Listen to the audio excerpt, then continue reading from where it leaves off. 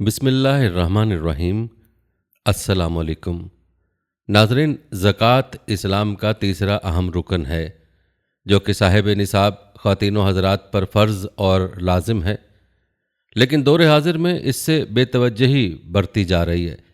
हालांकि ज़कात अदा न करने पर कुरान व हदीस में सख्त वईदें हैं और खलीफा अव्वल सैयदना अबू बकर सिद्दीक रज़ियल्लाहु तआला अन्हु ने ऐलान फरमा दिया था कि अगर कोई शख्स ऊँट के साथ उसकी रस्सी नहीं देगा तो उसके साथ भी जंग की जाएगी। लेकिन अफसोस कि आज का मुसलमान ज़कात की अहमियत से वाकिफ़ ही नहीं। आज की वीडियो में हम ज़कात की अहमियत व मकासद आपको बताएंगे। ज़कात का निसाब क्या है, किन किन चीज़ों पर ज़कात वाजिब होती है, ज़कात का निसाब क्या है, ज़कात किसको देनी चाहिए और ज़कात के ज़रूरी मसाइल क्या हैं। इसके अलावा आपको ये भी बताएंगे कि ज़कात ना देने पर क्या गुनाह है और कुरान और हदीस में इसकी क्या वईदें बयान हुई हैं। नाज़रीन, ज़कात इस्लाम की एक इबादत और इसके अरकान खमसा का अहम रुकन है जिसकी फ़र्ज़ियत किताब व सुन्नत और इजमाए उम्मत से साबित है। इसका मुनकर काफिर है, उसे इनकार ज़कात से फ़ौरन तौबा करनी चाहिए वरना कत्ल का मुस्तवज्जिब होगा। किताब व सुन्नत में ज़कात की फ़र्ज़ियत पर दलालत करने वाले इस कदर आयात और हदीस वारिद हुई हैं कि उन सब के बयान करना इस मुख्तसर वीडियो में मुमकिन नहीं, और ज़कात की फ़र्ज़ियत और अहमियत और उसके ज़रूरी अहकाम व मसाइल बयान करने की कोशिश करेंगे। याद रहे कि ज़कात की फ़र्ज़ियत कुरान व अहादीस से साबित है।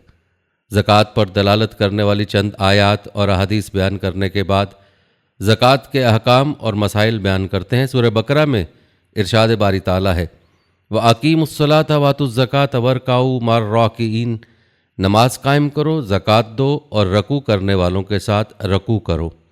इसी तरह इरशाद है, अगर ये कुफ्र से तौबा करें, नमाज के पाबंद हो जाएं और ज़कात दें तो उनका रास्ता छोड़ दो। सूरह तौबा में है, यानी अब वो तुम्हारे हम मज़हब और मुसलमान हैं, उनके कत्ल से हाथ रोक लो। इसी तरह मुत्तकी लोगों के औसाफ बयान करते हुए अल्लाह ताला का फरमान है, अल्लाह ताला से डरने वाले वो लोग हैं जो देखे बगैर अल्लाह ताला पर ईमान लाते हैं, नमाज कायम करते हैं और हमारे दिए हुए माल से खर्च करते हैं। नाज़रीन, कुरानी आयात के अलावा अहादीस नबविया सल्लल्लाहु अलैहि वसल्लम में भी फ़र्ज़ियत ज़कात पर दलालत मिलती है। बुखारी शरीफ में अब्दुल्ला बिन उमर रज़ियल्लाहु तआला से रिवायत है कि हज़रत सल्लल्लाहु अलैहि वसल्लम ने फरमाया, इस्लाम की बुनियाद 5 सतूनों पर है। नंबर 1, इस बात की गवाही देना कि अल्लाह ताला के बग़ैर कोई लायक इबादत नहीं और मोहम्मद सल्लल्लाहु अलैहि वसल्लम अल्लाह ताला के रसूल हैं। नंबर 2, नमाज कायम करना। नंबर 3, ज़कात देना और नंबर 4, हज करना और नंबर 5, रमज़ान शरीफ के रोज़े रखना। इसी तरह एक रिवायत में हज़रत अब्दुल्ला बिन अब्बास रज़ियल्लाहु तआला अन्हु फरमाते हैं, जब हज़रत सल्लल्लाहु अलैहि वसल्लम ने मुआज़ रज़ियल्लाहु तआला अन्हु को यमन की तरफ भेजा तो फरमाया, तुम एक ऐसी कौम की तरफ जा रहे हो जो अहले किताब है, पहले उन्हें अल्लाह ताला की अलुहियत और मेरी रिसालत कबूल करने की दावत देना। अगर मान लें तो उन्हें बताना कि अल्लाह ताला ने उन पर दिन और रात में 5 नमाजें फ़र्ज़ की हैं। अगर ये भी तस्लीम कर लें तो उन्हें इतला देना कि अल्लाह ताला ने उनके माल पर ज़कात फ़र्ज़ की है जो उनके मालदारों से लेकर गुरबा मसाकीन में तकसीम कर दी जाएगी। अगर वो इस पर आमादा हो जाएं तो उनके बेहतरीन माल लेने से परहेज़ करना और मज़लूम की बद्दुआ से बचना, क्योंकि उसके और अल्लाह ताला के यहाँ उसकी कबूलियत में कोई पर्दा नहीं। इसी तरह बुखारी शरीफ की रिवायत है, हज़रत अबू हुरैरा रज़ियल्लाहु तआला अन्हु फरमाते हैं कि एक अराबी हज़रत सल्लल्लाहु अलैहि वसल्लम की खिदमत में आया और कहने लगा, या हज़रत, मुझे कोई ऐसा अमल बताइए कि उसके करने से जन्नत में दाखिल हो जाऊँ। आप सल्लल्लाहु अलैहि वसल्लम ने फरमाया, अल्लाह ताला की इबादत करो और किसी चीज़ को उसका शरीक ना बनाओ, फ़र्ज़ नमाज कायम करो, फ़र्ज़ ज़कात दो और रमज़ान शरीफ के रोज़े रखो। ये सुनकर अराबी बोला, जिस खुदा के हाथ में मेरी जान है उसकी कसम, मैं इससे ज़्यादा कुछ नहीं करूँगा। जब वो पीठ फेर कर जाने लगा तो हज़रत सल्लल्लाहु अलैहि वसल्लम ने फरमाया, जिसे जन्नती आदमी देखना पसंद हो वो उसे देख ले। बुखारी शरीफ में है। नाज़रीन, आयात और रिवायात से ज़कात की फ़र्ज़ियत और अहमियत का अंदाज़ा बखूबी होता है। यही नहीं बल्कि हज़रत सल्लल्लाहु अलैहि वसल्लम के विसाल के बाद जब ज़कात देने से इनकार करने पर हज़रत सिद्दीक़ अकबर रज़ियल्लाहु तआला अन्हु ने बाज़ अरब कबाइल के ख़िलाफ़ ऐलान जंग का फ़ैसला किया تو حضرت عمر رضی اللہ تعالیٰ عنہ نے مزاحمت کی اور کہا آپ ان سے کیسے جنگ کر سکتے ہیں جبکہ حضرت صلی اللہ علیہ وآلہ وسلم نے فرمایا کہ مجھے لوگوں سے اس وقت تک جنگ کرنے کا حکم دیا گیا جب تک کہ وہ لا الہ الا اللہ کہہ کر اسلام میں داخل نہیں ہو جاتے۔ جس نے یہ کلمہ کہہ لیا اس نے بجز اسلام کے حقوق کے اپنا خون اور مال محفوظ کر لیا اور اس کا حساب اللہ تعالیٰ کے سپرد ہو گیا۔ اس پر حضرت صدیق رضی اللہ تعالیٰ نے فرمایا بخدا جو لوگ نماز اور زکوٰۃ میں فرق کریں گے ان سے لڑوں گا۔ زکوٰۃ مال کا حق ہے جو کبھی چھوڑا نہیں جا سکتا۔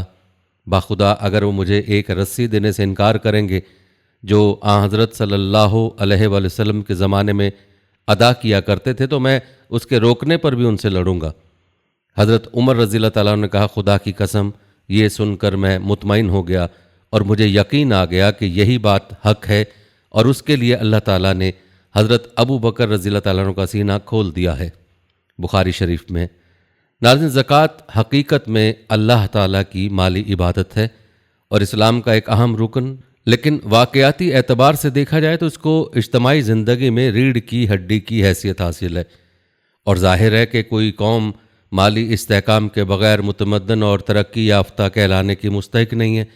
لہذا مسائل اور احکام بیان کرنے سے پہلے چند بنیادی باتوں کا ذکر ضروری ہے جن کے ذہن نشین کرنے سے بصیرت پیدا ہوگی اور آئندہ بیان ہونے والے مسائل کے سمجھنے میں مدد ملے گی۔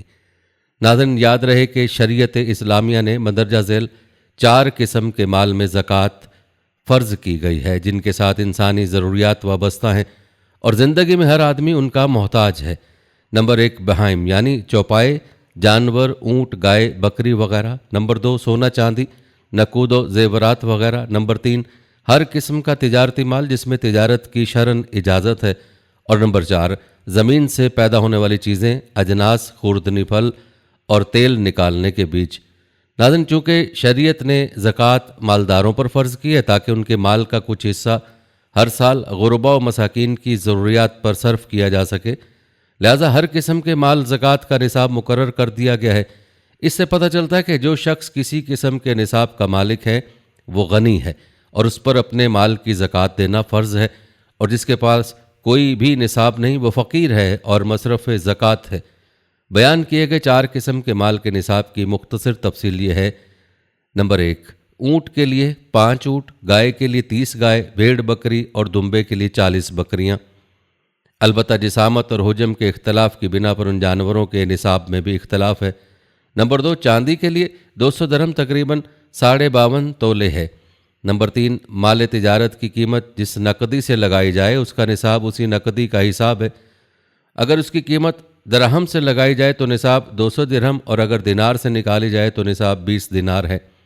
زمین سے پیدا ہونے والا غلے کا نصاب 5 دستی ہے جس کا وزن تقریباً 20 من ہے۔ ناظرین، زکوٰۃ کی بنیادی باتوں میں یہ بھی ہے کہ شریعت مطہرہ نے زکوٰۃ ادا کرنے کے لیے 1 سال کی مدت مقرر کی ہے اور اس میں اغنیاء اور غرباء و مساکین دونوں کی مصلحتوں کو ملحوظ رکھا گیا ہے۔ اگر یہ مدت مثلاً 1 ہفتہ یا 1 مہینہ مقرر کی جاتی تو صورت میں مالداروں پر ناقابل برداشت بوجھ پڑتا، اور اگر حج کی طرح زکوٰۃ عمر میں صرف 1 دفعہ فرض کی جاتی تو غرباء مساکین کے لیے جسم و جان کا رشتہ قائم رکھنا مشکل ہو جاتا۔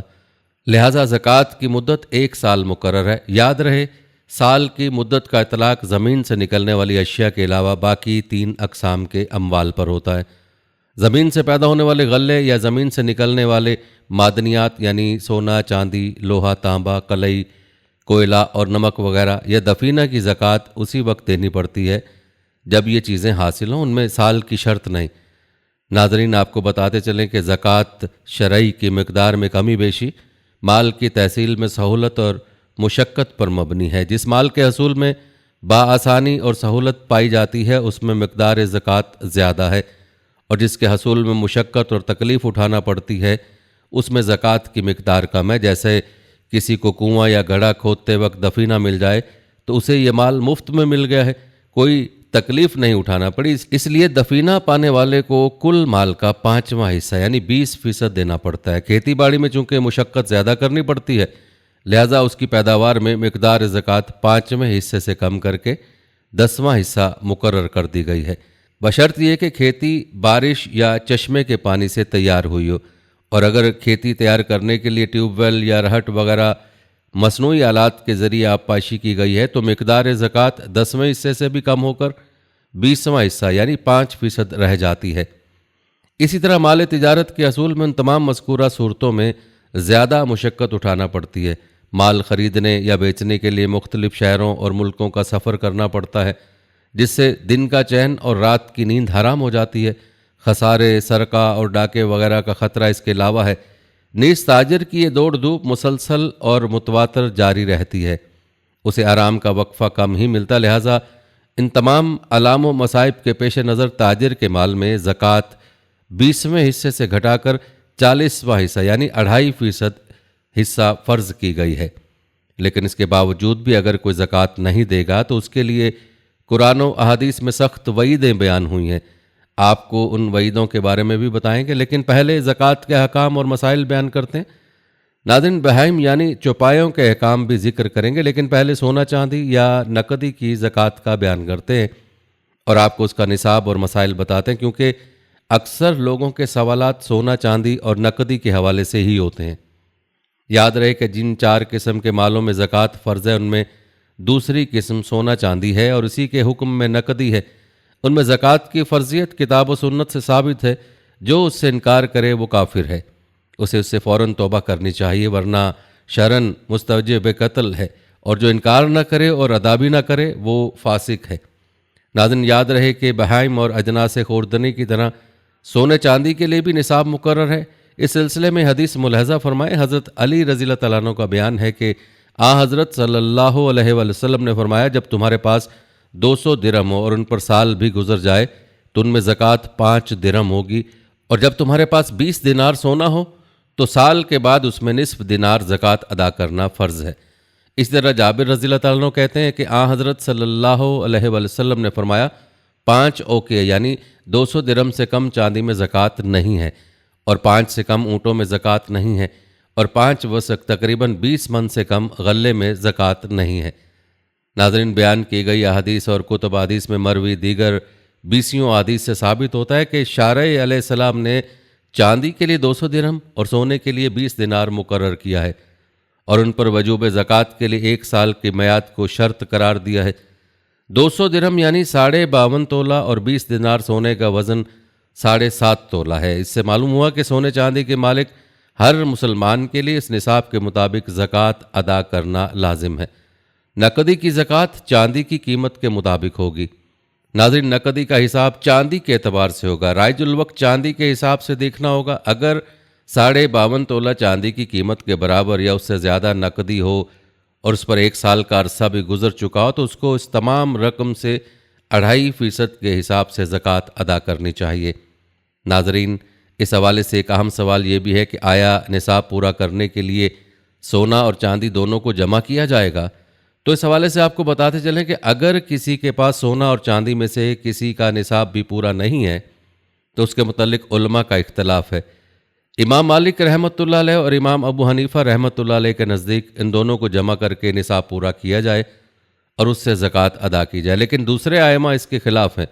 उनके नज़दीक जब तक सोने और चांदी में से हर एक अलग अलग निसाब को ना पहुँचे ज़कात वाजिब नहीं है।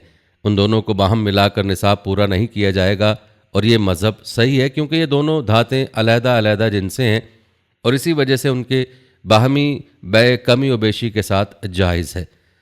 नाज़रीन, ज़कात के हवाले से एक अहम मसला माल ज़ुमार के हवाले से है। अगर किसी शख्स का माल इस तरह के उसके हाथ से निकल जाए कि उसे मालूम नहीं कि वो उसे वापस मिलेगा या नहीं, तो माल ज़ुमार कहलाता है। मसलन जंगल में किसी जगह माल दफन किया और जगह भूल गया, या माल समुद्र में डूब गया, या किसी ने छीन लिया और सबूत नहीं है, या किसी बादशाह ने नाहक जुर्माना कर दिया, या कोई कर्ज लेकर मुकर गया और उसके पास गवाह या तहरीर नहीं है। इन सब सूरतों में अगर उसे माल मिल जाए, खा कई साल के बाद मिले, तो 1 साल की ज़कात देना होगी। मिलने से पहले गुज़श्ता सालों की ज़कात नहीं अदा करनी पड़ेगी। इमाम मालिक रहमतुल्लाह अलैह मौता में लिखते हैं कि हज़रत उमर बिन अब्दुल अज़ीज़ ने किसी जालिम हाकिम से छीना हुआ माल मज़लूम को वापस दिलवाया और लिखा कि माल का मालिक गुज़श्ता सालों की ज़कात दे, लेकिन उसके बाद दूसरा फरमान भेजा कि सिर्फ 1 سال کی زکوٰۃ دی جائے، یہ مال زمار تھا۔ ناظرین، اب بات کرتے ہیں قرض کی زکوٰۃ کے حوالے سے۔ اگر کسی شخص نے کسی کو قرض دیا اور کئی سال بعد وصول ہوا تو اس پر بھی 1 سال کی زکوٰۃ ہے، گزشتہ سال کی زکوٰۃ نہیں دینے پڑے گی۔ اگر اسے نصاب کے مطابق رقم وصول نہیں ہوئی لیکن اس کے پاس کچھ نقدی یا مال تجارت موجود ہو جس میں زکوٰۃ واجب ہے تو قرض کی رقم اس میں جمع کر کے زکوٰۃ دے۔ اگر اس کے پاس نقدی وغیرہ کچھ نہیں تو پھر قرض کی وصول شدہ رقم یاد رکھے۔ اس کے بعد جب اسے اتنی رقم ملے کہ پہلی اور پچھلی مل کر 52.5 تولہ چاندی یا 7.5 تولہ سونے کو پہنچ جائے تو اس کی زکوٰۃ ادا کرے۔ پھر جو رقم اسے تھوڑی بہت ملتی جائے حساب کے مطابق اس کی زکوٰۃ ادا کرتا جائے۔ اس طرح اگر کسی مقروض کے پاس اس قدر سامان ہے کہ اس سے اس کا قرض ادا ہو سکتا ہے لیکن اس کے علاوہ اس کے پاس نصاب کے مطابق نقد روپیہ بھی ہے تو وہ نقد روپے کی زکوٰۃ ادا کرے۔ اگر قرض اتنا زیادہ ہے کہ نقد اور اسباب دونوں سے پورا ہو سکتا ہے تو اس پر زکوٰۃ نہیں، موطا میں ہے۔ ناظرین، نقدی کے حوالے سے تذکرہ تھا۔ یاد رہے کہ سونے چاندی کے زیورات میں بھی زکوٰۃ فرض ہے۔ اس کے متعلق خاص احادیث و آثار کے علاوہ کتاب و سنت کے عموم سے بھی یہی معلوم ہوتا ہے، جیسا کہ قرآن پاک میں ہے۔ یعنی جو لوگ سونا چاندی جمع کر کے رکھتے ہیں اور اسے اللہ تعالیٰ کی راہ میں خرچ نہیں کرتے، اے رسول آپ انہیں دردناک عذاب کی بشارت دے دیں۔ اسی طرح حدیث شریف میں رسول اللہ صلی اللہ علیہ وسلم نے فرمایا کہ چاندی میں 40واں حصہ یعنی 2.5% زکوٰۃ فرض ہے، اور ایک روایت ہے کہ 5 اوقیہ سے کم چاندی میں زکوٰۃ نہیں ہے۔ جب 200 درہم ہو جائیں تو ان میں سے 5 درہم زکوٰۃ واجب ہے۔ بیان کی گئی احادیث سے معلوم ہوا کہ سونے چاندی میں زکوٰۃ ہے، اور سونے چاندی کے زیور بھی سونا چاندی ہیں، ان کو کسی نس اور اجماع نے زکوٰۃ سے مستثنیٰ نہیں کیا۔ ناظرین، یاد رہے کہ حضور صلی اللہ علیہ وآلہ وسلم نے زیورات سے زکوٰۃ نہ دینے پر بڑی وعید بیان فرمائی ہے۔ عبداللہ بن عمر رضی اللہ تعالیٰ عنہ کہتے ہیں کہ ایک دفعہ ایک عورت حضرت صلی اللہ علیہ وسلم کے پاس آئی جس کے ساتھ اس کی بیٹی تھی۔ اس کے ہاتھ میں سونے کے 2 موٹے موٹے کنگن تھے۔ آپ صلی اللہ علیہ وآلہ وسلم نے پوچھا اس کی زکوٰۃ بھی دیتی ہو؟ اس نے نفی میں جواب دیا۔ آپ صلی اللہ علیہ وآلہ وسلم نے فرمایا کیا تمہیں یہ پسند ہے کہ قیامت کے دن اللہ تعالیٰ ان کے بدلے میں تمہیں آگ کے کنگن پہنائے؟ راوی کا بیان ہے کہ سنتے ہی اس نے دونوں کنگن اتار دیے اور حضرت صلی اللہ علیہ وآلہ وسلم کے سامنے رکھ دیے اور بولی کہ میں نے یہ دونوں اللہ تعالیٰ اور اس کے رسول اللہ صلی اللہ علیہ وسلم کی راہ میں دے دیے۔ ایک روایت میں حضرت عائشہ رضی اللہ عنہا کہتی ہیں حضرت صلی اللہ علیہ وآلہ وسلم گھر تشریف لائے اور میرے ہاتھ میں بڑی بڑی انگوٹھیاں دیکھی اور پوچھا عائشہ رضی اللہ تعالیٰ عنہا یہ کیا ہے؟ میں نے کہا یہ زیور میں نے آپ کی خاطر خوبصورتی حاصل کرنے کے لیے بنوائے ہیں۔ آپ صلی اللہ علیہ وآلہ وسلم نے فرمایا ان کی زکوٰۃ بھی ادا کرتی ہو؟ میں نے کہا نہیں۔ آپ صلی اللہ علیہ وآلہ وسلم نے فرمایا پھر آگ کی سزا کے لیے تجھے یہی کافی ہے۔ ناظرین، ان احادیث سے معلوم ہوا کہ زیورات کی زکوٰۃ دینی لازم ہے، ان کی زکوٰۃ نہ دینے والے بڑے خطرے میں ہیں۔ صحابہ میں حضرت عمر رضی اللہ تعالیٰ عنہ، عبداللہ بن مسعود رضی اللہ تعالیٰ عنہ، عبداللہ بن عباس رضی اللہ تعالیٰ عنہ، حضرت عائشہ رضی اللہ عنہا اور عبداللہ بن عمر رضی اللہ تعالیٰ عنہ زیورات میں وجوب زکوٰۃ کے قائل ہیں، اور ائمہ دین میں امام ابو حنیفہ رحمۃ اللہ علیہ، سفیان ثوری رحمۃ اللہ علیہ، عبداللہ بن مبارک رحمۃ اللہ علیہ اور امام شافعی رحمۃ اللہ علیہ کا بھی ایک قول ہے۔ ہدایہ میں ہے سونے چاندی کی ڈلی، ان کے برتنوں اور زیورات میں زکوٰۃ ہے۔ امام مالک رحمۃ اللہ علیہ، امام احمد رحمۃ اللہ علیہ اور ایک قول میں امام شافعی رحمۃ اللہ علیہ فرماتے ہیں کہ سونے چاندی کی زیورات میں زکوٰۃ واجب نہیں۔ یہ حضرات قیاس اور بعض صحابہ کے اقوال سے استدلال کرتے ہیں، مگر صحیح حدیث کے ہوتے ہوئے قیاس اور آثار کا قطعاً اعتبار نہیں۔ کتاب و سنت کے نصوص کی روشنی میں پہلا مذہب راجح اور دوسرا مذہب مرجوح ہے۔ اس لیے جن لوگوں کے پاس زیورات ہیں انہیں ہر سال زیورات کی زکوٰۃ بالالتزام ادا کرنی چاہیے۔ وہ اپنے زیورات کا وزن کریں۔ اگر سونے کے زیورات 7.5 تولہ اور چاندی کے 52.5 تولہ یا اس سے زیادہ ہو جائیں تو ان کی قیمت سے 2.5% کے حساب سے زکوٰۃ ادا کریں۔ ناظرین، یہ نقدی اور سونے چاندی کے نصاب اور مسائل تھے۔ اس سے پہلے کہ چوپایوں اور باقی اجناس کے نصاب اور مسائل پر بات کی جائے، آپ کو زکوٰۃ نہ ادا کرنے پر وعیدوں کے بارے میں بتاتے ہیں۔ ناظرین، یاد رکھیں جو شخص نقدی اور سونے چاندی کے نصاب کا مالک ہے اور اس پر سال بھی گزر چکا ہے، پھر ہر سال اس کی زکوٰۃ ادا نہیں کرتا اور اس سلسلے میں غفلت اور سستی سے کام لیتا ہے، اس کے لیے قرآن حکیم اور حدیث پاک میں سخت وعیدیں وارد ہوئی ہیں۔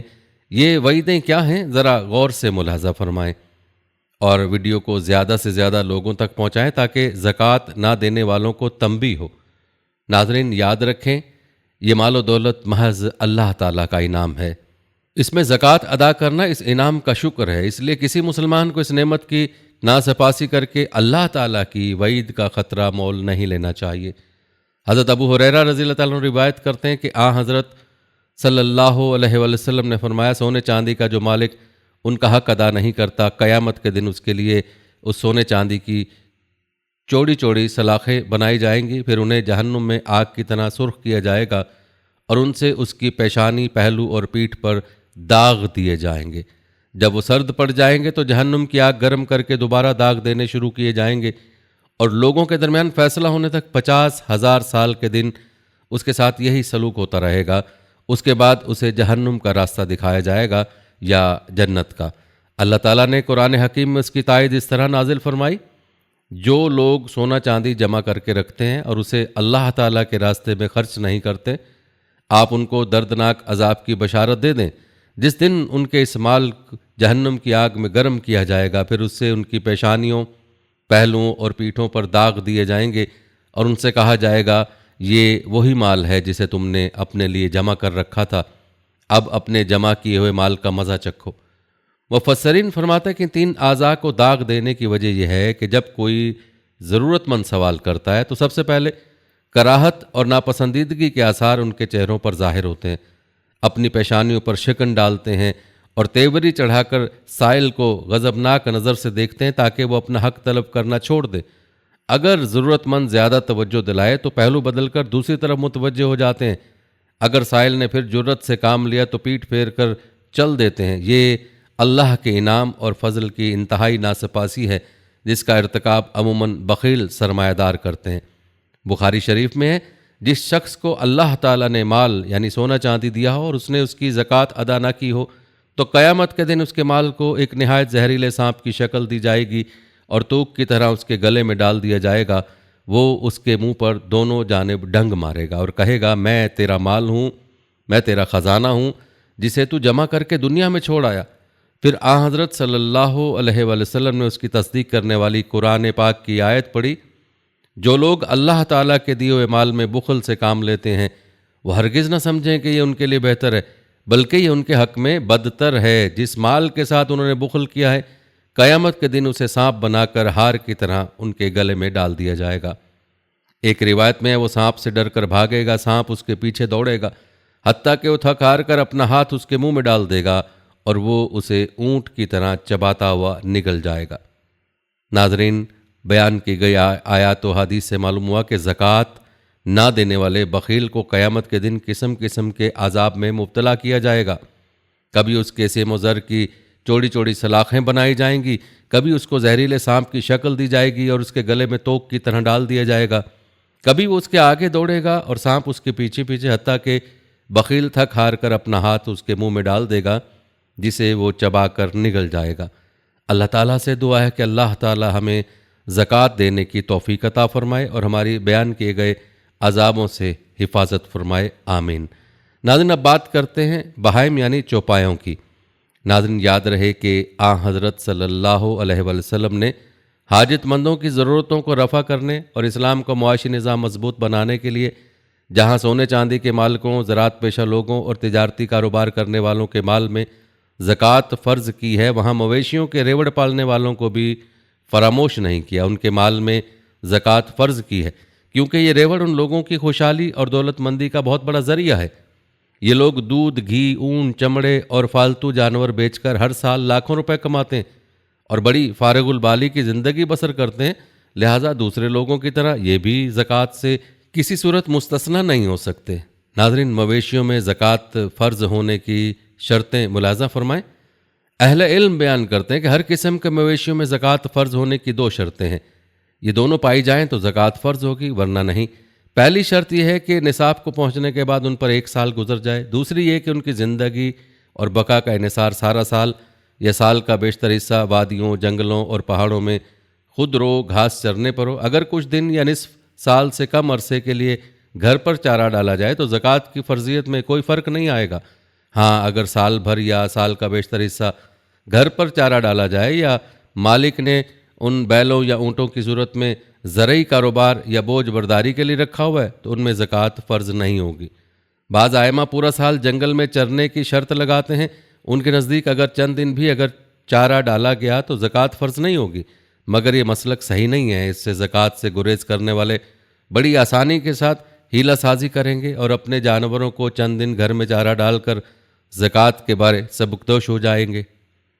ناظرین، آپ کو بتاتے چلیں کہ جن بہائم یعنی چوپائے جانوروں کی زکوٰۃ حضرت صلی اللہ علیہ وسلم اور آپ کے خلفاء نے وصول کی ہے اور آج تک اس پر تمام مسلمانوں کا عمل ہے، 3 قسم کے: اونٹ، گائے، بکری۔ واضح ہے کہ زکوٰۃ میں بھینس، گائے کی اور بھیڑ، دمبا، بکری کی قسم شمار ہوتے ہیں، اس لیے ان کا نصاب اور زکوٰۃ وہی ہے جو گائے اور بکری کا ہے۔ آئیے آپ کو تینوں قسم کے جانوروں کی زکوٰۃ کی ترتیب اور نصاب بتا دیں۔ یہ نصاب ملاحظہ فرمائیے۔ اونٹ کی زکوٰۃ کا نصاب تعداد کے لحاظ سے کچھ یہ ہیں: 5 سے 9 تک 1 بکری، 10 سے 14 تک 2 بکری، 15 سے 19 تک 3 بکری اور 20 سے 24 تک 4 بکری، 25 سے 35 تک 1 بنت مخاص یعنی 1 سال کی اونٹنی، 34 سے 45 تک 1 بنت لیون یعنی 2 سال کی اونٹنی اور 46 سے 60 تک 1 حقہ یعنی 3 سال کی اونٹنی، 61 سے 75 تک 1 جزا یعنی 4 سال کی اونٹنی، 76 سے 90 تک 2 بنت لیون، 91 سے 120 تک 2 حقہ۔ اہل علم کہتے ہیں کہ بکری اگر بھیڑ یا دمبا کی قسم سے دی جائے تو جزا یعنی 1 سال کی کفایت کر سکتی ہے، اور اگر بکری کی قسم سے دی جائے تو مسنہ یعنی جس کے 2 دانت ٹوٹ کر آ چکے ہوں ضروری ہے، نیز مادہ لی جائے گی، نر قبول نہیں کیا جائے گا۔ ناظرین، 120 کے آگے ہر 10 کے بعد کل تعداد 40 اور 50 کے 2 حصوں پر تقسیم ہو جاتی ہے، جیسا کہ حضرت صلی اللہ علیہ وسلم نے فرمایا اگر اونٹ 120 سے بڑھ جائیں تو ہر 40 میں بنت لیون اور ہر 50 میں حقہ ہے۔ اس حدیث کے پیش نظر آئندہ بھی یہی حساب ہزاروں لاکھوں تک جاری رہے گا، کسی موقع پر بھی ابتدائی نصاب کی طرف رجوع نہیں کیا جائے گا، جیسا کہ بعض ائمہ کا مذہب ہے۔ مثلا 120 پر 110 اونٹ زیادہ ہوئے تو 120 ہو جائیں گے، یہ 2 دفعہ 20 اور 1 دفعہ 50 پر تقسیم ہو جاتے ہیں، اس لیے ان میں 2 بنت لبون اور 1 حقہ زکوٰۃ ہوگی، اور 140 2 دفعہ 50 اور 1 دفعہ 40 پر تقسیم ہو جاتے ہیں، اس لیے ان میں 2 حقے اور 1 بنت لبون دینا ہوگی، اور 150 3 دفعہ 50 پر تقسیم ہو جاتے ہیں، لہٰذا ان میں 3 حقے ہوں گے۔ ناظرین، یہاں پر ان مسائل کی تفصیل بیان نہیں کی جاتی، تفصیل کے لیے چاہیے کہ کسی مفتی سے رجوع کیا جائے۔ البتہ موٹے موٹے مسائل اور تعداد آپ کے علم میں ہونا ضروری ہے تاکہ ہر مسلمان اس بات سے آگاہ رہے کہ مویشی ہونے کی صورت میں کب زکوٰۃ واجب ہوتی ہے اور کتنی زکوٰۃ دینی ہوگی۔ اب بات کرتے ہیں گائے کی زکوٰۃ کی، تو اس کا نصاب 30 سے شروع ہوتا ہے اور اس طرح سے ہے: 30 سے 39 تک 1 طبیق یا طبیہ یعنی 1 سال کا بچڑا یا بچڑی ہے، 40 سے 59 تک 1 مسن یا مسنہ یعنی 2 سال کا نر یا مادہ جس کے دودھ کے دانت ٹوٹ چکے ہوں، 60 سے 69 تک 3 طبی یا طبیہ۔ ناظرین، اونٹوں کی طرح یہاں بھی 40 سے آگے ہر 10 کے بعد کل تعداد 20 اور 40 کے 2 حصوں پر تقسیم ہو جاتی، لہٰذا حضرت صلی اللہ علیہ وسلم کے ارشاد کے مطابق ہر عامل 30 گایوں سے 1 سال کا نر یا مادہ اور 40 سے مسنہ، 70 سے 1 سال کا نر یا مادہ اور 1 سال کا نر یا مادہ لیا جائے گا، 80 سے 2 سال کے نر یا مادہ اور 90 سے 99 تک 3 1 سال کے نر یا مادہ۔ یاد رہے کہ گائے کی زکوٰۃ میں صرف طبی اور مسن مقرر ہے، دوسرے کسی عمر کے جانور کا ذکر نہیں۔ ہاں، مالک اپنی خوشی سے بڑی عمر کا جانور دے تو جائز ہے، اس میں نر اور مادہ کا کوئی امتیاز نہیں۔ بعض علماء کہتے ہیں کہ مسنہ ہر حال میں مادہ ہونی چاہیے، جیسا کہ مذکورہ بالا حدیث میں مسنہ ہی کا ذکر ہے، مسن کا نہیں، مگر یہ درست نہیں۔ ناظرین، اب ذکر کرتے ہیں بکریوں کی زکوٰۃ کی۔ 40 سے شروع ہوتی ہے اور اس کا نصاب یوں ہے: 40 سے 120 تک 1 بکری، 121 سے 200 تک 2 بکری، 201 سے 300 تک 3 بکری۔ اس کے بعد ہر 100 پر 1 بکری زکوٰۃ ادا کرنا پڑے گی، چنانچہ 399 میں بھی 3 بکری ہیں، جیسا کہ 300 میں 3 بکریاں ہیں، 400 پوری ہوں گی تو 4 بکریاں دینی پڑیں گی، 500 ہوں گی تو 5 بکریاں ہوں گی، اور 500 سے کم ہوں گی تو زکوٰۃ میں 4 ہی بکریاں فرض ہوں گی۔ اس کے آگے جتنے سینکڑے پورے ہوں گے اتنی بکریاں دی جائیں گی، جو سینکڑا کم ہوگا اس میں زکوٰۃ نہیں ہوگی۔ یہاں ایک بات یاد رکھنی کہ بکریوں میں بچے بھی شمار ہوں گے، مگر بچے زکوٰۃ میں قبول نہیں کیے جائیں گے۔ زکوٰۃ میں صرف بھیڑ جزع یعنی 1 سال کی یا بکری مثنا لی جائے گی۔ ناظرین، جہاں پر زکوٰۃ کے نصاب کے حوالے سے مسائل کا جاننا ضروری ہے، وہیں پر زکوٰۃ کے مصارف کا جاننا بھی ضروری ہے، یعنی زکوٰۃ کس کو دینی چاہیے۔ حدیث میں آئے آن حضرت صلی اللہ علیہ وآلہ وسلم نے فرمایا کہ زکوٰۃ کے مال میں اللہ تعالیٰ نے نبی یا کسی غیر نبی کے فیصلے کو پسند نہیں فرمایا، بلکہ اس کے متعلق خود حکم فرمایا، جیسا کہ قرآن پاک میں ہے، زکوٰۃ کا مال فقراء، مساکین، زکوٰۃ وصول کرنے والے عاملوں، مولفین، غلاموں اور قرض داروں اور اللہ کے راستے میں جہاد کرنے والوں اور مسافروں کے لیے۔ ناظرین، 8 قسموں کی مختصر تفصیل بیان کی جاتی ہے، توجہ سے ملاحظہ کیجیے گا۔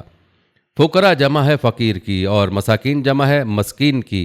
امام شافعی رحمۃ اللہ علیہ اور جمہور علماء کے نزدیک فقیر کی حالت مسکین سے بدتر ہے، کیونکہ مسکین اسے کہتے ہیں جس کے پاس تھوڑا بہت ہو، اور فقیر جس کے پاس کچھ بھی نہ ہو۔ تیسری قسم ہے زکوٰۃ وصول کرنے والے عامل۔ یہ وہ لوگ ہیں جو خلیفہ اسلام یا کسی ادارے کی طرف سے زکوٰۃ جمع کرنے کے لیے مقرر ہوتے ہیں۔ علامہ ابن العربی مکی فرماتے ہیں کہ زکوٰۃ میں ان کے حصہ رکھنے سے معلوم ہوا کہ جو شخص فرض کفایہ بجا لائے وہ اس کی مزدوری لے سکتا ہے، جیسے نماز کی امامت ہے۔ نماز تو سب انسانوں پر فرض ہے، لیکن جماعت کرانا فرض کفایہ ہے، اس لیے جیسے امام جماعت کرانے پر اجرت لے سکتا ہے، اس طرح زکوٰۃ جمع کرنے والے عامل کے لیے اجرت لینا بھی جائز ہے۔ امام اپنی ثوابدید سے کام کے مطابق زکوٰۃ سے ان کو معاوضہ دے۔ ناظرین، چوتھی قسم مؤلفہ القلوب ہے۔ اس سے وہ ضعیف الایمان مسلمان مراد ہیں جن کی اگر دلجوئی اور مالی اعانت نہ کی جائے تو ان کے اسلام سے منحرف ہو جانے کا خطرہ ہو، یا ایسے مائل بے اسلام کافر جو مالی اعانت سے حلقہ بگوش اسلام ہو جائیں۔ امام ابو حنیفہ رحمۃ اللہ علیہ کے نزدیک آج کل یہ حصہ ساقط ہے، مگر صحیح یہ ہے کہ آج کل بھی بوقت ضرورت عمل کیا جا سکتا ہے۔ پانچویں قسم غلام۔ آج کل چونکہ غلامی کا رواج نہیں ہے، اس لیے اس حصے کو زکوٰۃ کے دوسرے مصارف کی طرف منتقل کیا جائے گا۔ ہاں، اگر کوئی مسلمان دشمن کے ہاں گرفتار ہو جائے تو اس سے فدیہ لے کر اسے چھڑایا جا سکتا ہے۔ ناظرین، چھٹی قسم غازمین کی ہے۔ ان سے مراد وہ مقروض ہے جن پر اتنا قرضہ چڑھ گیا ہے کہ ان میں سے اس کے ادا کرنے کی سکت باقی نہ رہی۔ مگر یاد رہے، اگر کوئی شخص خلاف شرع کاموں میں مال خرچ کرنے کی وجہ سے مقروض ہو گیا ہے، جیسے جوا بازی، شراب نوشی اور عیاشی وغیرہ، تو جب تک توبہ نہ کرے اس کی زکوٰۃ اور دیگر صدقات سے اعانت کرنی جائز نہیں۔ اگر مقروض فوت ہو جائے اور قرض ادا کرنے کے لیے کوئی چیز نہ چھوڑ جائے تو زکوٰۃ کی اس مد سے اس کا قرضہ ادا کیا جا سکتا ہے۔ ساتویں قسم جو آیت میں بیان ہوئی وہ فی سبیل اللہ ہے۔ اس سے وہ لوگ مراد ہیں جو محاذ جنگ میں دشمنان اسلام سے نبرد آزما ہوتے ہیں۔ یہ لوگ غنی بھی ہوں تب بھی ان کو مال زکوٰۃ دینا جائز ہے۔ امام ابو حنیفہ رحمۃ اللہ علیہ کہتے ہیں غریب غازی کو مال زکوٰۃ دیا جائے گا، غنی کو دینا جائز نہیں۔ ناظرین، روایت کے مطابق فی سبیل اللہ کے حکم میں حج اور عمرہ بھی داخل ہیں، جیسا کہ ابن الانس خزائی کہتے ہیں کہ آن حضرت صلی اللہ علیہ وسلم نے ہمیں سفر حج میں سواری کے لیے زکوٰۃ کے اونٹ دیے۔ امام شوکانی اس کے علاوہ متعدد احادیث ذکر کرنے کے بعد فرماتے ہیں ان احادیث سے پتہ چلا کہ فی سبیل اللہ کی مد سے حج اور عمرہ کے لیے جانے والوں کی امداد کی جا سکتی ہے اور ان کے سفر کا سامان وغیرہ تیار کرنا جائز ہے۔ اگر کوئی جانور جہاد فی سبیل اللہ کے لیے وقف ہے تو اس پر حاجی اور معتمر سفر کر سکتا ہے۔ اس طرح مدارس دینیہ پر جہاں مفلوق الحال غریب طلباء تعلیم پاتے ہیں، زکوٰۃ کا مال صرف کرنا جائز ہے۔ ناظرین، آٹھویں قسم ابن سبیل ہے۔ اس سے وہ مسافر مراد ہے جو اگرچہ اپنے وطن میں امیر ہے مگر سفر میں اس کے پاس خرچ ختم ہو گیا ہے اور اس کے لیے گھر پہنچنا مشکل ہو گیا ہے۔ ایسے مسافر پر زکوٰۃ کا خرچ کرنا جائز ہے، اور جو دونوں جگہ محتاج ہیں وہ بطریق اولا مستحق ہیں۔ ناظرین، یہ تھے چند فضائل اور فوائد جو صدقات اور زکوٰۃ کے ہیں۔ اللہ تعالیٰ سے دعا ہے کہ اللہ تعالیٰ ہم فرضی اور نفلی صدقات کرنے کی توفیق عطا فرمائے اور ہمیں اپنے عذابات سے محفوظ رکھے۔ ناظرین، یاد رکھیں اگر زکوٰۃ کے نظام کو منظم کیا جائے تو اربوں روپیہ جو زکوٰۃ کی مد میں حکومت وصول کرتی ہے اسے صرف اس محکمے کے افسران اور زکوٰۃ چیئرمینوں کی عیاشیوں پر خرچ نہ کیا جائے بلکہ فوری طور پر کفالت عامہ کا اسلامی نظام نافذ کیا جائے تو آج جو حالات ہمارے ملک میں غریبوں اور فقیروں کے ہیں وہ نہ ہوں۔ حکومت کا فرض ہے کہ حکومت ہر فرد کی بنیادی ضروریات روٹی، لباس، رہائش، علاج اور تعلیم کی ضرورت پوری کرنے کی ذمہ داری اٹھائے اور زکوٰۃ میں ہونے والی لوٹ کھسوٹ کو ختم کرے۔ اس فنڈ سے رفاہی ادارے قائم کرے جن میں سر فہرست بیت المال کو منظم کرنا ہے۔ بھیک مانگنے کو حکماً بند کر دیا جائے۔ اوقاف سے حاصل ہونے والی کروڑوں روپے کی آمدنی اور زکوٰۃ کے نام پر جمع ہونے والی اربوں روپے کی دولت سے غربت کے خاتمے کی مفید و مستقل راہیں تلاش کرے۔ کمی وسائل کی نہیں بلکہ حسن تدبیر، خلوص اور ایمان و احساس کی کمی ہے۔ آمدنی کے ان ذرائع کو مزید ترقی دی جا سکتی ہے۔ جس بھوک و افلاس کو اس ملک کا مقدر بنا لیا گیا ہے، جس پسماندگی کو ہماری لازمی صفت بنا لیا گیا ہے، وہ بھوک و وہ افلاس اور پسماندگی ہرگز ہمارا مقدر نہیں، بلکہ ظالمانہ سرمایہ داری اور جاگیرداری کے شیطانی سامراجی نظام نے اپنی نحوست کا سیاہ داغ ہماری پیشانی پر چسپاں کر رکھا ہے۔ ہم اس ملک میں اسلامی نظام عشر و زکوٰۃ صحیح و مکمل طور پر نافذ کر کے سود، جوا، شراب اور بے حیائی و فحاشی و منشیات کے خاتمے سے حقیقی اسلامی انقلاب لا سکتے ہیں۔ ایک ایسا معاشرہ جس میں کوئی کسی کے آگے دست سوال دراز نہ کرے، ہر شخص کو عزت و وقار کی پرسکون زندگی میسر آئے، محبت و اخوت کی فراوانی ہو، نفرت و کدورت، بغض و حسد کا خاتمہ ہو، ہر شخص اپنے مفاد کی بجائے دوسروں کا بھلا چاہے، امن ہو، سکون ہو، محبت ہو۔ ناظرین، یہ تھی ہماری آج کی ویڈیو۔ کمنٹ سیکشن میں اپنی رائے کا اظہار ضرور کریں اور بتائیں کہ آپ اگلی ویڈیو کون سے اسلامک ٹاپک پر دیکھنا چاہتے ہیں۔ آپ کی قیمتی رائے ہمارے لیے بہت اہمیت رکھتی ہے، اور جانے سے پہلے ویڈیو کو شیئر ضرور کیجیے گا۔ اللہ تعالیٰ آپ کو اپنی حفظ و امان میں رکھے، آمین۔